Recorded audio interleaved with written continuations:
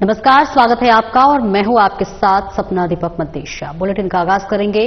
राज्यपाल हरिभाऊ बागड़े से सोमवार को राजभवन में केंद्रीय सामाजिक न्याय और अधिकारिता राज्य मंत्री रामदास अठावले ने मुलाकात की। राज्यपाल बागड़े से उनकी यह शिष्टाचार भेंट थी। इस दौरान उन्होंने विभिन्न विषयों पर संवाद किया।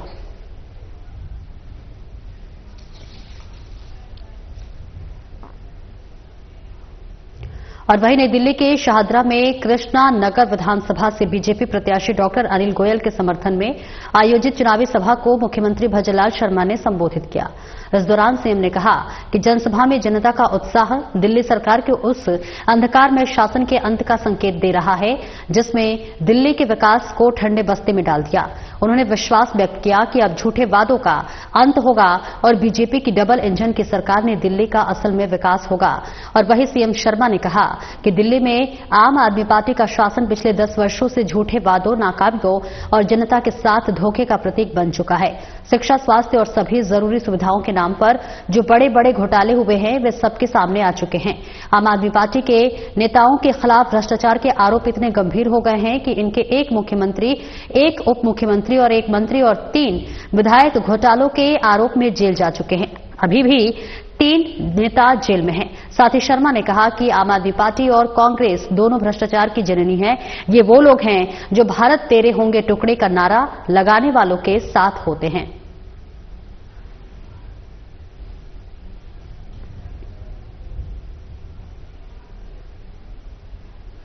और बीकानेर में काफी जद्दोजहद के बाद आखिरकार बीजेपी के देहात अध्यक्ष की घोषणा संभाग कार्यालय में कर दी गई है। सहकारिता मंत्री गौतम कुमार दत्त ने श्याम पंचारिया के नाम की घोषणा की है। नाम की घोषणा के साथ ही समर्थकों ने पटाखे फोड़कर और मिठाइयां बांटकर खुशी का इजहार किया। बस इस नियुक्ति ने से नाराज राजनीतिक गलियारों में कुछ सवाल जरूर खड़े किए हैं और अंत तक उन नामों की घोषणा नहीं की गई है। आखिर किन लोगों ने अध्यक्ष पद के लिए आवेदन किया और किन 3 जनों के फॉर्म रिजेक्ट हुए? पदाधिकारी और वरिष्ठ नेता ये कहते जरूर नजर आए कि सभी नेताओं की सहमति हुई है और सभी ने अपने नाम वापस ले लिए हैं। और इससे पहले सहकारिता मंत्री दत्त ने इसके लिए बीजेपी नेताओं से संपर्क कर पंचारिया के नाम पर सहमति बनवा ली।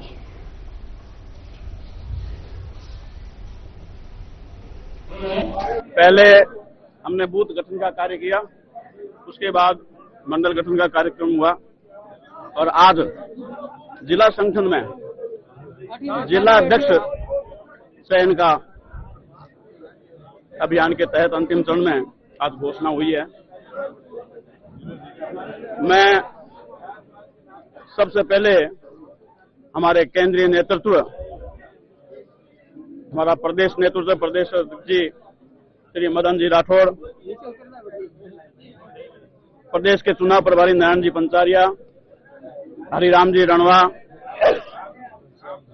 घनश्याम जी तिवारी, ओंकार सिंह जी लखावत, प्रदेश की पूरी टीम और हमारे प्रदेश के मुखिया, यशस्वी मुख्यमंत्री जिनके नेतृत्व में आज राजस्थान प्रदेश विकास के नए आयाम स्थापित कर रहा है, उनका भी मैं हार्दिक अभिनंदन और स्वागत करता हूं कि मुझ जैसे एक कार्यकर्ता को आगे बढ़ाया।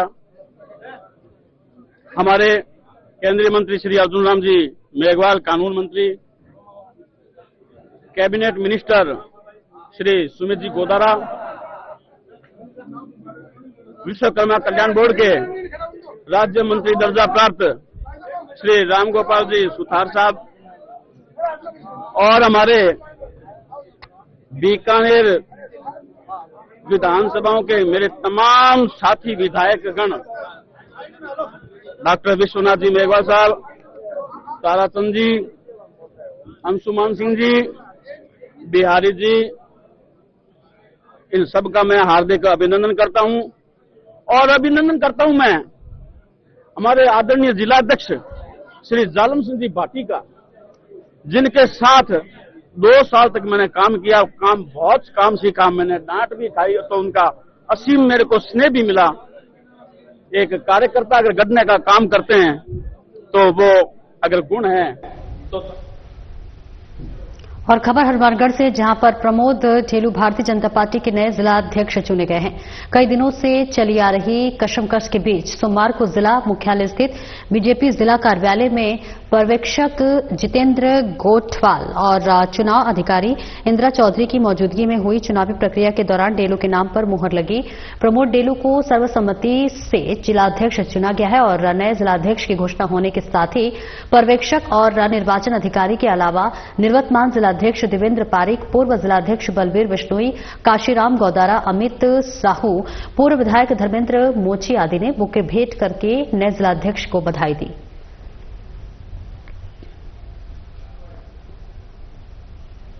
और जयपुर में आवासन मंडल की ओर से हाल ही में विभिन्न पदों पर नियुक्ति किए गए हैं और आपको बता दें कि कार्मिकों का फाउंडेशन कोर्स सोमवार से ओटीएस में प्रारंभ हुआ। इस दौरान नगरीय विकास और आवासन विभाग के प्रमुख शासन सचिव वैभव गालरिया ने नवनियुक्त प्रशिक्षणार्थियों से संवाद कर उनका मार्गदर्शन किया। उन्होंने कहा कि सभी कार्मिकों के पूर्ण जिम्मेदारी, पारदर्शिता और निष्ठा से अपने राजकीय दायित्वों का निर्वहन करने में ये फाउंडेशन कोर्स मील का पत्थर साबित होगा। और इसके साथ ही उन्होंने कहा कि राज्य सरकार की मंशानुरूप आवासन मंडल का संकल्प है कि आमजन को बेहतर आवास उचित दामों पर उपलब्ध कराए। मंडल के आगामी 3 दशक आपके हाथ में है, इसलिए अपने ज्ञान के नींव में मेहनत की ईंटें लगाएं और मन लगाकर इस कोर्स को समझते हुए पूर्ण करें। वहीं उन्होंने भी कहा कि आवासन के क्षेत्र में आवासन मंडल को सिरमौर बनाना हमारा कर्तव्य है। नवनियुक्त कार्मिक मंडल के भविष्य की नींव है। उनके कौशल विकास और सशक्तिकरण से मंडल की कार्य प्रणाली मजबूत होगी।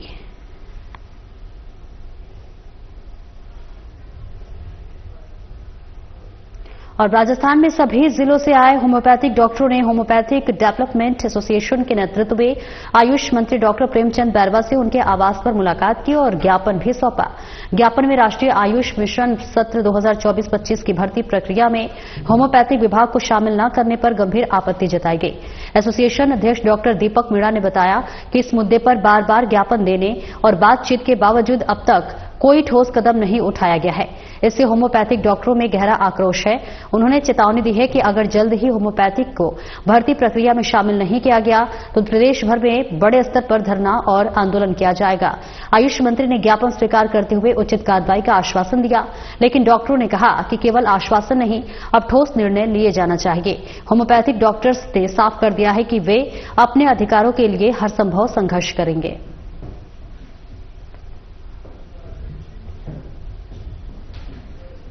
खबर हनुमानगढ़ से है, जहां शिक्षा के क्षेत्र में अग्रणी संस्थान भी खुशहाल दास विश्वविद्यालय में 4 दिवसीय राष्ट्रीय स्तरीय अन्वेषिका 2 का शुभारंभ जिला कलेक्टर कानाराम ने किया। इससे पहले मुख्य अतिथि कलेक्टर कानाराम, विशिष्ट अतिथि अतिरिक्त जिला शिक्षा अधिकारी रणवीर शर्मा समेत विशिष्ट अतिथियों ने संयुक्त रूप से मां सरस्वती के समक्ष दीप प्रज्वलित कर कार्यक्रम की विधिवत शुरुआत की। उद्घाटन अवसर पर कलेक्टर ने कहा कि साइंस फेयर अन्वेषिका साइंस प्रदर्शनी छात्रों की रचनात्मक और नवाचार की अद्भुत प्रस्तुति है। इससे छात्रों में वैज्ञानिक दृष्टिकोण को बढ़ावा मिलेगा और साथ ही इनोवेशन और रिसर्च को प्रोत्साहन मिलेगा। उन्होंने बताया कि आज विज्ञान का युग है और व्यक्ति का प्रत्येक क्षण विज्ञान है। हर बच्चा अपने आप में अद्वितीय है। यदि विद्यार्थी किसी घटना के बारे में जिज्ञासा रखते हुए कैसे और क्यों पूछने की आदत डाले तो ये नन्हे वैज्ञानिक नवाचार के तहत नए आयाम स्थापित करेंगे और वैश्विक स्तर पर भारत की पहचान बनाएंगे। बड़ी संख्या में युवा वैज्ञानिक हमारे बच्चे पढ़ रहे हैं जो अपने अपने मॉडल लेकर आए और एक अच्छा पहल है। प्रयास रहेगा जिला प्रशासन का भी हमारे जो लोकल बच्चे हैं वो भी आकर इन मॉडल्स को देखें और बच्चों में साइंटिफिक टेम्परामेंट को प्रमोट करना, नवाचारों को प्रमोट करना एक अच्छी पहल है। इसके लिए मैं यूनिवर्सिटी को भी बधाई देता हूँ और सभी बच्चों को भी बधाई देता हूँ कि उसी तरह से आगे बढ़ता चल जाए। अन्वेषिका 2 श्री खुशहाल दास विश्वविद्यालय द्वारा आयोजित किया गया। इसका आयोजित करने का जो मुख्य उद्देश्य है कि हमारे हनुमानगढ़ और आसपास के क्षेत्रों में वैज्ञानिक दृष्टिकोण विकसित करने का। हम चाहते हैं कि हमारा बच्चा मोबाइल से बाहर उठकर आए, नवाचार करे, अच्छे स्टार्टअप तैयार करे। ये यूनिवर्सिटी की शुरुआत है। इसके अंदर हमने जो अच्छे मॉडल बच्चा लेकर आएगा उसके लिए फर्स्ट प्राइज 31,000, द्वितीय 21,000 और तृतीय 11,000। उसके साथ में हमने प्रत्येक बच्चे के खाने की, रहने की व्यवस्था विश्वविद्यालय प्रांगण में की है। इन सब का उद्देश्य ये है कि बच्चे पूरे चाहे निजी क्षेत्र स्कूलों के हों चाहे सरकारी स्कूलों के हों, ज़्यादा से ज़्यादा यहाँ विजिट करें और देखें। और विश्वविद्यालय का प्रयास है कि सब बच्चों के अंदर वैज्ञानिक दृष्टिकोण विकसित हो। सालदास विश्वविद्यालय हनुमानगढ़ में आज अन्वेषका 2 का आयोजन किया गया, जिसकी अध्यक्षता श्रीमान जिला कलेक्टर कानाराम जी ने की। इस अन्वेषका 2 के अंतर्गत राजस्थान के अलावा अन्य प्रदेश से भी बाल वैज्ञानिकों ने भाग लिया। इसमें लगभग 90 मॉडल्स जो है विभिन्न विद्यालयों के द्वारा प्रस्तुत किए गए हैं और कुछ मॉडल्स इस प्रकार के हैं जो कि दिल्ली के प्रगति मैदान में पूर्व में आयोजित मेले में भाग ले चुके हैं। और मुझे ये विश्वास है कि ये इस क्षेत्र के लिए बच्चों के लिए एक बहुत ही उत्साहवर्धक एवं प्रेरणादायी अन्वेषका रहेगी। ये जो है नेशनल लेवल की अन्वेषका है, जिसका टाइटल है national level inter school science innovation project exhibition. Jaipur Vikas Pradhikaran zone 13 में चौमू कस्बा में कृषि भूमि पर जेडीए के बिना अनुमति और स्वीकृत के व्यावसायिक प्रयोजनार्थ बने बेसमेंट और उसके ऊपर 2 अवैध दुकानों के निर्माण के नियमानुसार पुख्ता सीलिंग की कार्रवाई की गई। पुलिस महानिरीक्षक कैलाश चंद्र विश्नोई ने बताया कि जोन 13 में चौमू कस्बा में कृषि भूमि पर जेडीए की बिना अनुमति और स्वीकृत के व्यावसायिक प्रयोजनार्थ बने बेसमेंट और उसके ऊपर 2 अवैध दुकानों का अवैध निर्माण किया जा रहा था, जिस पर निर्माणकर्ता की धारा 32-33 जेडीए एक्ट के तहत नोटिस जारी कर अवैध निर्माण हटाने के लिए पाबंद किया गया था। परंतु निर्माणकर्ता की अवैध से निर्माण नहीं हटाने पर सक्षम स्तर को से स्वीकृति प्राप्त कर धारा 34 का नोटिस जारी कर अवैध निर्माण इत्यादि को इंजीनियरिंग शाखा की मदद से ईंटों की दीवारों से चुनवाकर सील चपड़ी लगाकर नियमानुसार पुख्ता सीलिंग की कार्रवाई की गई।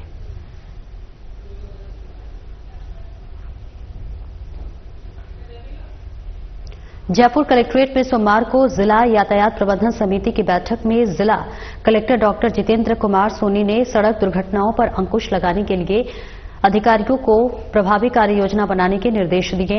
उन्होंने दुर्घटना में संभावित स्थानों पर व्यापक इंतजाम सुनिश्चित करने के साथ ही राष्ट्रीय और राज्य राजमार्ग पर सड़क दुर्घटनाओं को कमी लाने के लिए पुराने साइनेज को हटाकर नए साइनेज लगाने के लिए निर्देश दिए हैं। उन्होंने राष्ट्रीय राजमार्ग के प्राधिकरण के अधिकारियों की राजमार्ग पर जारी फ्लाईओवर का गुणवत्तापूर्ण निर्माण कार्य जल्द से जल्द पूर्ण करने के लिए निर्देशित किया। उन्होंने जयपुर जिले के शहरी ग्रामीण क्षेत्र के राष्ट्रीय और राज्य मार्गों पर भारत सरकार के नए नोटिफिकेशन के अनुसार स्पीड लिमिट के साइनेज बोर्ड लगाने, राजमार्गों के प्रोटोकॉल के अनुसार चिन्हित ब्लैक स्पॉट्स के निवारण करने और जिले में यातायात नियमों की पालना सुनिश्चित करने और राजमार्गों पर अनधिकृत पार्किंग सहित रिफ्लेक्टिव टेप इत्यादि के उल्लंघनों के विरुद्ध प्रभावी कार्रवाई करने के निर्देश दिए।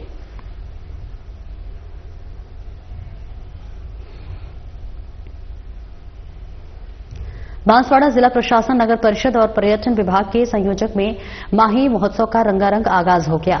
इस दौरान निकाली गई शोभा यात्रा शहर के प्रमुख मार्गों से होकर गुजरी और उसमें वागड़ की लोक संस्कृति के रंग बिखरे। कुशल बाग मैदान से गाजे बाजे और देशभक्ति के गीतों के स्वर लहरियों के साथ आरंभ हुई। शोभा यात्रा के आगे घुड़सवार चल रहे थे और वहीं इसके पीछे स्काउट, नर्सिंग स्टूडेंट्स, बैंड वादक, पारंपरिक वेशभूषा में आदिवासी कलाकार लोक नृत्य गैर खेलते हुए चल रहे थे। इससे पहले पूर्व जल संसाधन मंत्री महेंद्रजीत सिंह मालविया, अतिरिक्त जिला कलेक्टर अभिषेक गोयल, पूर्व राज्य मंत्री धन सिंह रावत, बीजेपी जिलाध्यक्ष लाभ चंद पटेल, निवर्तमान सभापति जैनेन्द्र त्रिवेदी आदि ने हरी झंडी दिखाकर शोभा यात्रा को रवाना किया। माई महोत्सव का 4 दिवसीय माई महोत्सव का शोभा यात्रा के माध्यम से शुरुआत हो गई है। आज इसके बाद शाम को दीपदान रखा गया है काफी में और कल और 28, 29, 30 3 दिवसीय बहुत अच्छे और बहुत सुंदर कार्यक्रम रखे गए। मैं बांसवाड़ा की शहरवासियों से ये अपील करूंगा कि अधिक से अधिक संख्या में पधारें और कार्यक्रमों का आनंद लें। 28 तारीख का भी प्रोग्राम बहुत अच्छा है। कल लेजर शो के द्वारा रामायण का पूरा भाषण किया जाएगा और उसके पश्चात एक ब्रजवासी भैंस की संध्या का आयोजन किया जाएगा। 30 तारीख को भी एक ड्रोन शो का आयोजन किया जाएगा, जिसमें बांसवाड़ा की थीम और देशभक्ति की थीम और धार्मिक थीम के ऊपर ड्रोन शो का आयोजन किया जाएगा। तो सभी से अपील करते हैं जिला प्रशासन की तरफ से इस अधिक से अधिक संख्या में। और जयपुर में मंच के अनुकूल व्यवहार भाषा पर पकड़ विभिन्न प्रकार के आयोजनों में मंच संचालन और श्रेष्ठ वक्ता बनने के गुर सिखाने के साथ ही सूत्रधार कार्यशाला का सोमवार को समापन हुआ। जवाहर कला केंद्र की ओर से इस 10 दिवसीय आर्ट ऑफ स्पीकिंग वक्तृत्व कला कार्यशाला का आयोजन किया गया। वरिष्ठ रंगकर्मी राजीव आचार्य के निर्देशन में आयोजित कार्यशाला में 25 प्रतिभागियों ने हिस्सा लिया। राजीव आचार्य के साथ ही वरिष्ठ मंच और रेडियो अभिनेता सर्वेश व्यास, रेडियो और टीवी कार्यक्रम प्रस्तोता अनामिका अनंत, वरिष्ठ व्यावसायिक मंच संचालक आरजे कबीर, आकाशवाणी से सुषमा शर्मा, संगीत विभाग राजस्थान विश्वविद्यालय की सहायक प्रोफेसर डॉक्टर अंशु वर्मा बतौर विशेषज्ञ प्रतिभागियों से रूबरू हुई। जेकेके की ओर से सभी प्रतिभागियों की हौसला अफजाई की गई। इस दौरान प्रतिभागियों ने सफल मंच संचालन के गुर सीखे।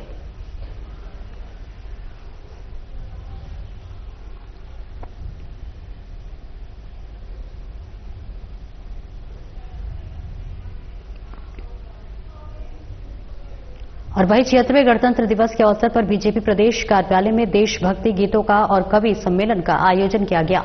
इस अवसर पर बीजेपी प्रदेश अध्यक्ष मदन राठौर, सिविल लाइंस विधायक गोपाल शर्मा, मालवीय नगर विधायक कालीचरण सर्राफ सहित पार्टी के पदाधिकारी और कार्यकर्ता उपस्थित रहे। और इस दौरान बीजेपी प्रदेश अध्यक्ष मदन राठौर ने कहा कि जब कवि राष्ट्रभक्ति से ओतप्रोत कविताएं सुनाते हैं तो राष्ट्रीय चरित्र युक्त व्यक्तित्व निर्माण कर देते हैं।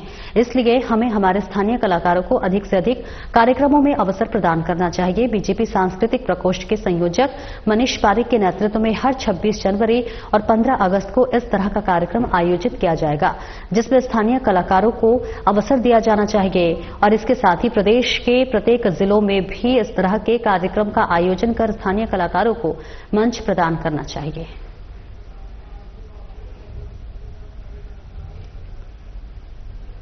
बांसवाड़ा रतलाम मार्ग स्थित कुटुंबी गांव में रात को एक देव ट्रैवलर बस पलट गया। आपको बता दें जिसमें 15 से अधिक लोग घायल हो गए हैं। सूचना मिलने के बाद पास के ग्रामीण मौके पर पहुंचे और घायलों को पलटी हुई बस से निकालने की कोशिश की जुट गए। और वहीं सूचना मिलने पर पुलिस भी मौके पर पहुंची और घायलों की एम्बुलेंस की मदद से महात्मा गांधी अस्पताल भेजा गया। पुलिस से मिली जानकारी के अनुसार बस के पलटने के पीछे का कारण टायर फटना बताया जा रहा है। वहीं सभी घायलों का जिला अस्पताल में उपचार जारी है।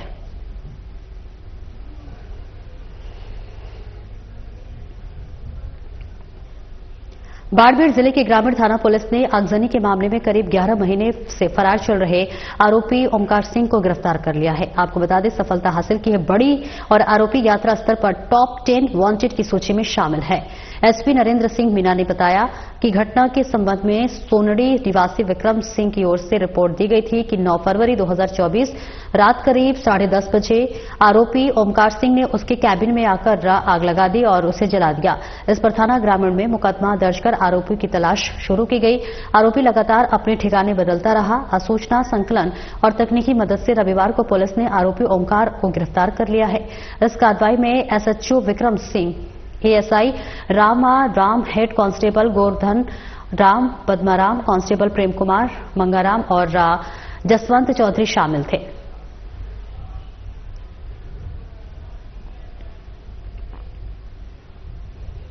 भरतपुर जिले की मथुरा गेट पुलिस ने अवैध हथियारों की खरीद फरोख्त के मामले में प्रभावी कार्रवाई कर 4 और आरोपियों को गिरफ्तार कर लिया है। एक नाबालिग को भी निरुद्ध किया गया है, जिनके पास से पुलिस ने 5 देसी कट्टे और 5 जिंदा कारतूस जब्त किया है।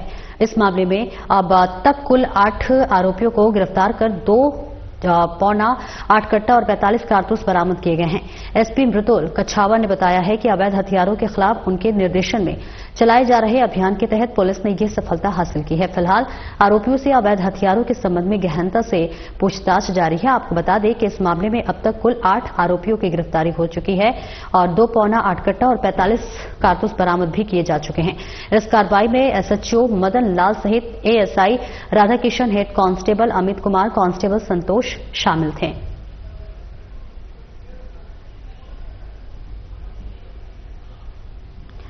और वहीं ट्रांसजेंडर समुदाय के अधिकारों के लिए बीकानेर रेंज की तरफ से रेंज आईजी ओम प्रकाश की अध्यक्षता में सोमवार को सदर थाना सभागार में 1 दिवसीय कार्यशाला का आयोजन किया गया। आपको बता दें कि इसमें एसपी कावेंद्र सागर, आईपीएस रमेश, अतिरिक्त पुलिस अधीक्षक पवन भदौरिया सहित कई लोग शामिल हुए।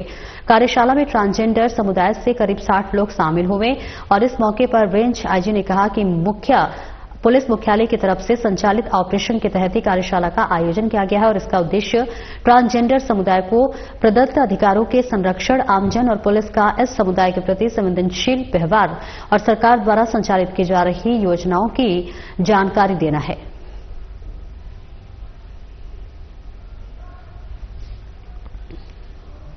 पुलिस मुख्यालय के निर्देश के अनुसार ट्रांसजेंडर पे राज्य में पहली बार कार्यशाला का आयोजन किया गया है, जिसमें ट्रांसजेंडर्स की समस्याओं पे विशद चर्चा होगी और संवाद होगा।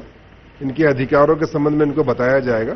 जैसा कि आपको पता है 2011 के सेंसस के अनुसार हमारे स्टेट में लगभग 16,500 ट्रांसजेंडर्स हैं और हमारे क्षेत्र में विशेषकर गंगानगर, हनुमानगढ़ और बीकानेर में इनकी संख्या ज्यादा है। इनकी गाहे बगाहे इनकी कोई समस्याएं भी आती रहती हैं, तो ये फोरम है जिसमें कि हम समस्याओं पे चर्चा करेंगे और जो भी उनका विधि सम्मत निदान कर सकते हैं उस संबंध में हम एक एसओपी बनाएंगे जो पुलिस मुख्यालय को प्रेषित किया जाएगा और उस पर कार्रवाई की जाएगी। पूरे रेंज से जो हमारे पुलिस कर्मी हैं जो आईओज के रूप में काम करते हैं या इनसे डील करते हैं उनको बुलाया गया है। उसके साथ ही जो एनजीओज हैं उनके सदस्यों को बुलाया गया है और जो ट्रांसजेंडर्स लोग हैं उनको भी बुलाया गया है, जिनसे कि हम वार्ता करें और उनकी समस्याओं पर विशद चर्चा कर पाएं। और बांसवाड़ा के त्रिवेदी मेवाड़ा ब्राह्मण समाज की ओर से वार्षिक अधिवेशन और स्नेह सम्मेलन का आयोजन शहर के साईं बाबा मंदिर परिसर में किया गया, जिसमें समाज के अध्यक्ष शरद त्रिवेदी ने बताया कि आम सभा का आयोजन साल में एक बार किया जाता है, जिसमें मनोरंजन प्रतियोगिताएं, गीत भजन के साथ आम सभा का आयोजन किया गया, जिसमें समाज के हित में विभिन्न मुद्दों पर चर्चा और निर्णय लिए गए हैं। आयोजन के अंत में भामाशाह और खिलाड़ियों को पुरस्कार वितरण किए गए, जिसके बाद स्नेह भोज के साथ आयोजन का समापन किया गया। पूरे कार्यक्रम में बच्चों और महिलाएं और पुरुषों ने बढ़ चढ़कर भाग लिया और कार्यक्रम को सफल बनाया।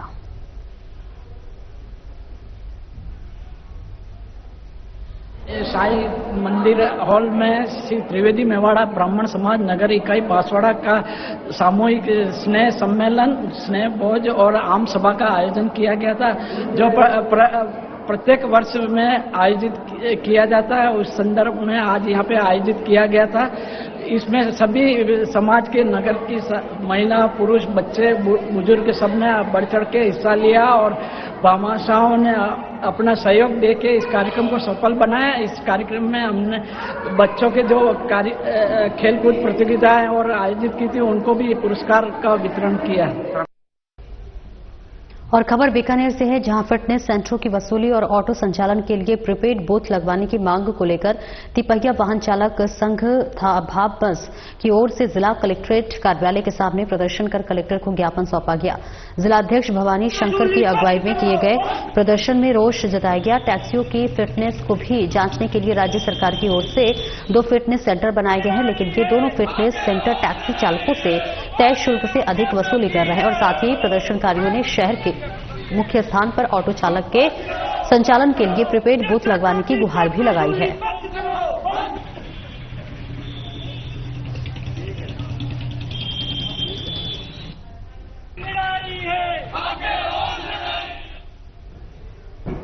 फिलहाल इस बुलेटिन में इतना ही। नमस्कार।